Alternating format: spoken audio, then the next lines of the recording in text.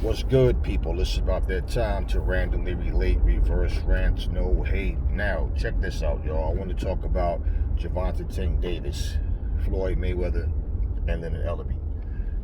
Now, a lot of people, and it's not nothing new, they've been questioning Tank Davis and showing a dislike for his career. Now, to each his own. I can't, I'm not ever trying to control what someone thinks, but I bring out the logic in the situation to understand it. Now, whether you care or not is your business, and I really don't care. Okay, so don't lash out at me for just explaining and breaking things down. Okay, because for one, I'm not going to go for that, and two, this is an adult channel. I don't do the back and forth nonsense with people. Okay, there's things you guys don't like that I don't like it any more than you do. Okay, but I don't lose any sleep over it. Why should I? It's not my life. Floyd Mayweather did something in a way, in many ways, that nobody's ever done in boxing. People hated Floyd for that. They made all kind of excuses to show hatred. First off, to not know someone, and I hate that guy, you have issues within yourself. Because this guy did what he had to do, what was best for him. You may not like his tactics towards the end of his career, but what are you going to do about it? What can you do about it? Right? And why should you lose sleep? That makes you look like a fool, the fact that you lose sleep over something that someone else did. Okay, now, as far as what Floyd was able to accomplish, it doesn't matter whether you like it or not. He did what he had to do and what he wanted to do, and it worked like a charm for him. And the thing about it is, even though people try to knock him and try to doubt him, nobody has gotten as much attention as Floyd has gotten. Even at his age now, to come back and do an exhibition, he can get more views and make as much and more money than actual current fighters that's still in the game right now, not doing exhibitions. Okay, actually fighting actual sanctioned boxing matches. So when you look at a guy like Floyd, is it hard to believe that he's going to try to guide, top prospect fighters to make as much money as they can, and take as less, take as less punishment as you can by having a style where you're not standing, just getting hit, just getting rocked upside your head, just to make the crowd ooh and out. But when this game is all over, because you may say, I'm a box for 15 years. You might wind up boxing 7 years. You don't know how things are going to go. And fighters don't have pension plans, okay? Most of them don't have college, degrees, educations where they have a degree or something like that, or some kind of trade. That's why they box.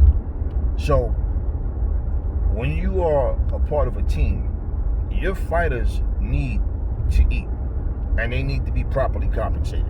Now, the balance of someone being able to do that and still fight top prospects, the problem is other top prospects have the same type of ego or the same type of desire, depending on what the drive is or what the actual situation is. Now, I'm just saying, think about this, okay? Tank Davis just went up to 140 pounds. And if you read the comments and listen to the conversations, there was a big majority of people that thought Tank was going to be too small, this guy's going to be too long, too strong, too big. Tank rocked him. Got him out of there with body work. Now, think about it. Before the fight, Mario Barrios was a dangerous, serious threat. After the fight, that nigga ain't shit. Fuck that. Tank should have fought such and such. Well, you can't put it all on Tank, okay? Because we've seen the same thing when Teofimo Lopez was up and coming, and before he fought Lomachenko. Same thing. Everybody's calling out Lomachenko. Everybody want to be the top dog, right? But then he gets the title. Now look at what's going on. Now I'm hearing he may vacate his title, which I may talk about in a different video. But it's like when you look at the situation, all of these fighters, before they're in a position where they're like, damn, I'm actually making millions of dollars before I even fight my peers, fight these other guys that's in the same seat with me, I might not even have to. We've seen the same thing happen with Errol Spence, no different. Errol Spence was calling out everybody. Nobody wanted to fight Errol Spence.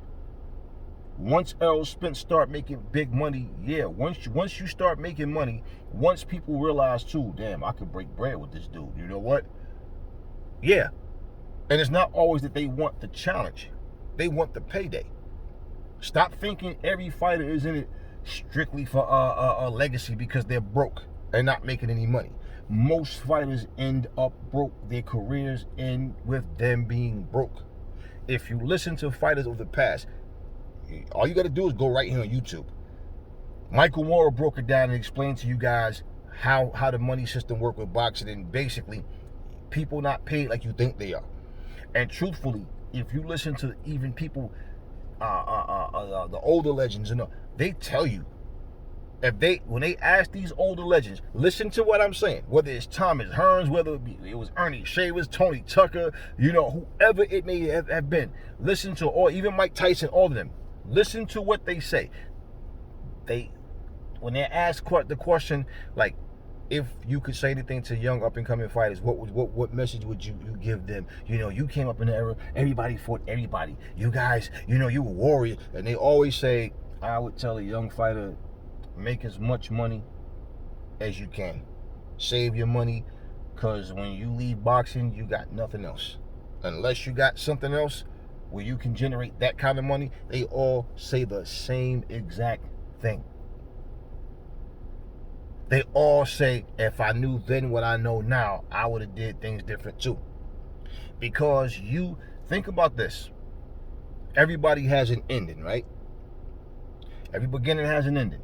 So you have your beginning. Now let's just say, now we don't know our outcome, right? But look at fighters who's like, hey, they ended up having some sensational fights. People cheering, jumping out their seats, oh man, he's a great warrior. And all of a sudden, this same person ends up broke, family broke, wife leave him, all kinds of bullshit happen. He's not in touch with his kids. Kids can't go to college. They got to drop out of, all just tragic shit, right? They never learn how to manage money and all that kind of stuff, right? Now, let's just say, for example, they knew this ahead of time. You think they wouldn't have took a different route?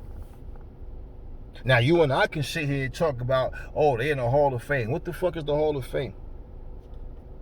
It's just a title. It's not even a place. They have places where they hold ceremonies. So how important is it to be just for people to acknowledge you? Okay, well, my hard work didn't go it didn't go in vain, and it didn't go without being noticed. Yeah, it did. Because if they really gave a fuck about you, they would make sure that, no, we need to make sure this guy eat. Muhammad Ali was broke. And he's called the greatest. He was broke.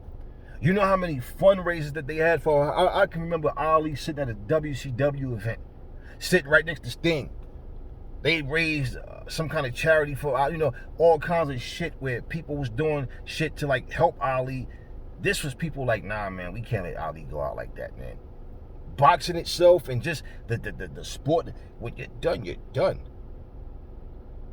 You're done. The game don't give a fuck about you. And this is something that people need to understand. Look, let me tell y'all something. I'm not saying I agree with everything everybody does. No. I'm just saying how things is. But let me explain something to you. Something that, there's a lot of stuff y'all don't know about me. Let me just share one thing with y'all, okay? I used to do music. Write poetry, all that. I'm a very lyrical person. I'm a wordsmith. And I noticed, okay, if I say a line that has some real substance, and I'm speaking up for my community, I'm speaking up for my people, I'm speaking up as us as human beings, as a society, people like, all right, yeah, that's fire, yeah, I like that, yeah. But then you got that street side. And if I'm talking about putting one in the nigga's head and self-defense, yeah, it's that shit, nigga, fuck niggas, I'm talking about, nigga, it's that shit, nigga. And I'm like, hold up, man. So, they get a rise out of murder, kill. And even though they understand what my position is and even saying what I'm saying, but I'm thinking, but I'm still contributing to that shit. And I'm like, you know what? They don't even understand the message. And they get a rise out of us talking about killing each other. But when I'm talking about saving a life instead of taking a life, it's not the same energy. It's not the same reaction. And I'm like, nah. Somebody told me one day, Aries, you know, the thing is, man, you've outgrown this genre in this game. Because imagine you standing on stage talking about honor, dignity, love, and these motherfuckers don't want to do nothing but get high and shoot each other. Who are you talking to? And I'm like, yeah. And without any remorse, I just stepped away from it. It was a lot that was going on. But my point is, let's just say if I would have went whatever route where the money is. I'm selling records like a motherfucker, but inside I'm feeling like I don't even like the music I'm doing. And I'm only doing it for the money. This is a business. And if you can't stay afloat, it will go past you. Right? And I'm sitting here thinking, like, my decision to walk away from it because I didn't want to spend the rest of my life in jail for killing somebody, because the things that I see happen backstage, behind the scenes, all that shit, it's like, it's nothing like what you think. Believe me, I would have some stories for you guys. You'd be like, what? Oh, I heard about that kind of shit. And it was like, nah, that could never happen to me. For no amount of money, no. So my thing is, me surviving on this earth didn't necessarily have to do with come through boxing or music. I never got into either one so much for the money. But at the same time, it's like I understood I could make a lot of money. I could actually get rich. But that wasn't the motivation. But I'd be sitting here fucking lying. Like somebody, we was talking, and you know, through Texas, somebody made a comment to me about Wilder wanted to fight Tyson Fury first when he was offered that $120 million, so he can beat Tyson Fury, then go after AJ. Now, let's be realistic, bro. You don't turn down that bag. Fuck that. First off, Fury had nothing to offer. Let's now look at it from a business sense, okay? In a business standpoint, okay, as well as legacy. That makes no sense. You're going to turn down Undisputed. You already know you're going to beat Dominic Brazil. Everybody know that. Come on, he's going to fuck Dominic Brazil up. We know that's going to happen. But at the same time, you're getting $20 million for fighting the guy. That's an easy win. Now, he wound up fighting him anyway, but for way less. And I think people don't analyze that. Through the DAZN deal, he's going to get $20 million to fight Dominic fucking Brazil. He didn't make close to no fucking $20 million fighting Dominic Brazil. Facts. Now, you're going to turn down $100 million to fight Undisputed. You versus AJ, winner takes all. And you mean to tell me it was more important to go fight a dude, and this was more legacy defining, to go fight a dude who was fresh off a fucking couch versus 2 fucking tomato cans after losing all this weight or whatever the fuck he was going through and all that? That was more of a career-defining fight? No. Imagine if he would have, look, win, lose, or draw, that $120 million is yours. Well, at least if he beat Dominic, because if you can't beat Dominic, then what the fuck they gonna put you in there with AJ for? But we know you're gonna beat him. You beat him, right? Okay, unless some surprise shit happened, which I doubt, and we saw what happened. But you get past him. It doesn't matter if you lose the first fight to AJ. You still guaranteed $50 million both fights. They broke down what the deal was. So you mean to tell me you gonna leave that bag sitting there? Man, that's almost like having a house full of shit. No matter how valuable your stuff is, that's like saying, my door's unlocked. You know what? I'm gonna go on vacation. I'm just gonna trust that when I come back that my shit's still there. But you are aware your door is open and anybody can just, boom, walk in and take your shit. No, brother. That is stupid business. Think about it. You're going to let that $120 million go? Oh, nah, it ain't nothing. I'll make that 120. That's not easy to make $120 million, bro. Especially when you look at who you got as opponents. Who the fuck else are you going to fight to make that kind of money? AJ is the only motherfucker that you can fight to make that kind of money. You know you're not going to make that fight in Fury or Dillian White or any of them other guys. You secure that bag first. See, it's to a point where people are talking, but you're not in their shoes. And I know it sounds good to people that, oh yeah, the legacy defined it. You still fought Dominic Breazeale anyway. Like I said, but for a lot less. And you could have had that 20 million plus 100 more. Let's say if you would have beat AJ.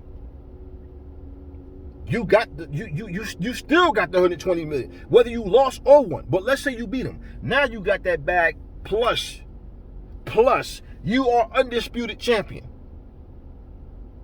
Y'all don't see that? Now, if you look at Tank Davis, let's be real. Floyd and Leonard Ellerby's job is to make Tank rich. That's their goal. Like I said, the balance of who he's fighting, Mario Barrios is a respected champion. Let's not try to shoot him. See, that's one thing that the fans do. They praise a guy, but when he lose, oh, well, you know, just like people talking about Regis Prograde will fuck up Tank Davis. And okay, just remember that. Just remember that.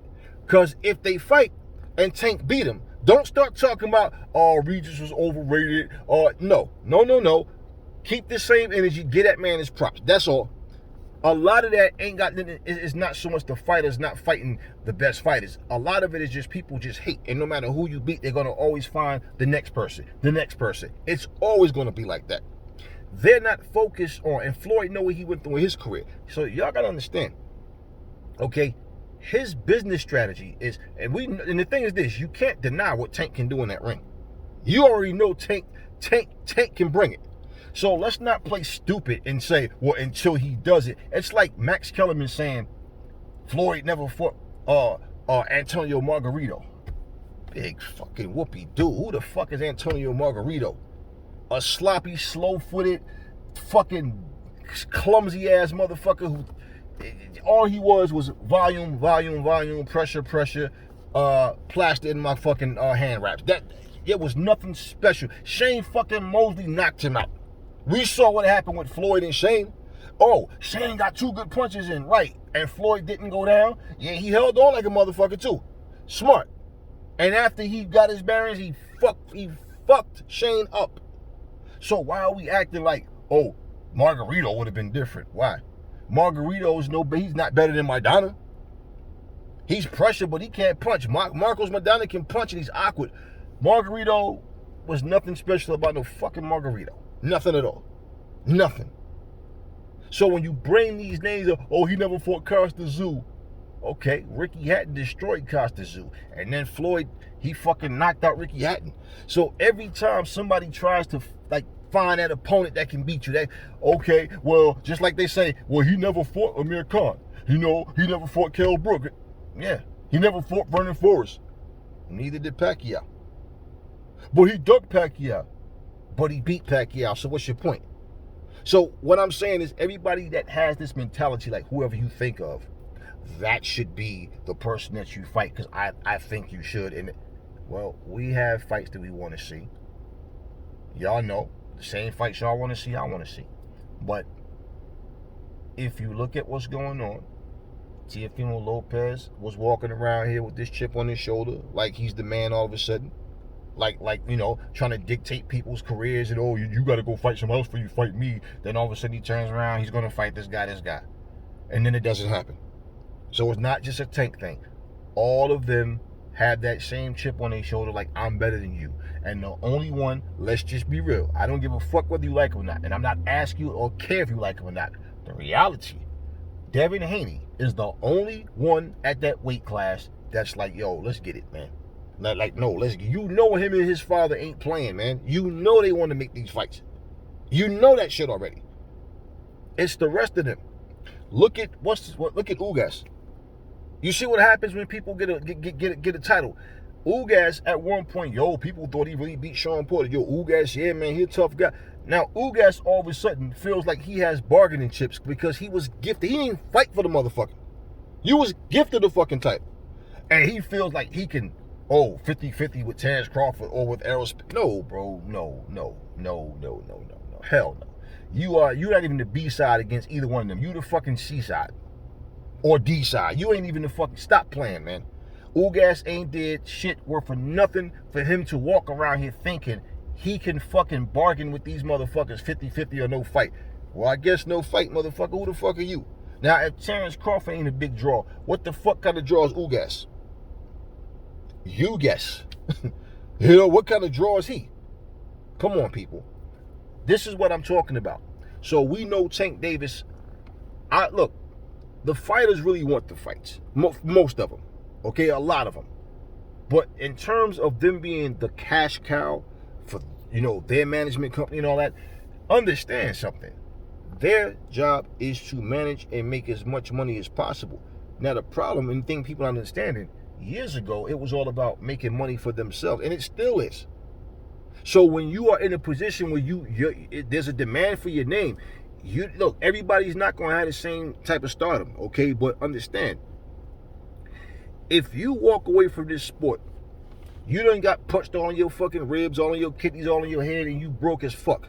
But people going, yo, he the truth. But instead of you and your family living somewhere in a nice big house, comfortable, don't have to worry about nothing financially for the rest of your life, instead you land up somewhere shaking and trembling and people sitting around you and all of us saying our condolences because that's sad what happened to you. Let's be real. Caleb Plant said something, last month in an interview when they was talking about, people complaining about fights and certain fighters and this and that. But I remember him making a comparison and said, all those fans that's talking all that shit, how many of them is checking on, Milton McCrory? How many of them is just checking on him to make sure he's okay or donating money? And he's right. See, as a fan, you can sit up and talk about what this guy should be doing and that guy should be doing, but it's not. See, when I tell you guys, we're not at the negotiations. We don't know what's going on. People just speak about what they don't have knowledge of, and they think that it's just as easy as you saying, "No, just make it happen. I want to fight him." No, it's not like that. And understand, no fighter really wants to accept that he can't do it like he used to. They always want to feel like they're the top guy, which is why most fighters fight past their prime. It's not called passing the torch. It's called having one fight too many. It's called making bad decisions. How many times did Roy Jones climb in the ring and you just had that cringe feeling like, damn, Roy fighting in some little high school looking stadium. Some look like he fighting in some high school gym against some unknown and he's struggling to beat this guy. Or he's getting knocked out by some guy that he would have destroyed in his prime. We've seen it happen to so many people. They don't know when to call it quits. But check this out, y'all. Tank Davis is a talented fighter. And I think he, as a fighter, take the hate out. Tank Davis can fight, and we know he can fight. But his career, as far as what Floyd and Leonard Ellaby's doing, is no secret. They're trying to make as much money for him as they possibly can. And understand that this game is all about business. But I feel like every fighter should have balance. And that's where the problem is. It's not because they're going after the money, it's the balance. All right? Never fall in love with lies. Remember, the truth brings hate out of people, and I will catch y'all on the next video.